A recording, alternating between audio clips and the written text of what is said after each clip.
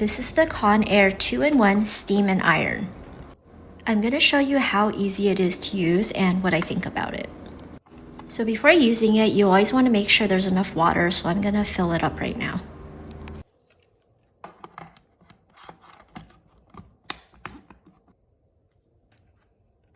So this is one of the easiest devices I've ever used. So there's pretty much just a power on button and then the different levels of steam. They have a low, mid, high, and turbo.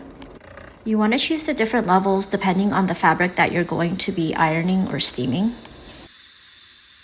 So I'll show you how it works on this denim jacket that I have. I have it on the high setting and it works pretty well at getting out all the wrinkles.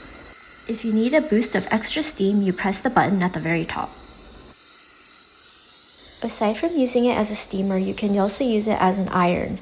This is preferable for fabrics that are really delicate and soft, or fabrics that don't tolerate heat well. It worked perfectly for my hem that was starting to turn up. I would choose this over getting just an iron or a steamer, because it works well for both settings, and it's really compact, so it can pretty much fit anywhere.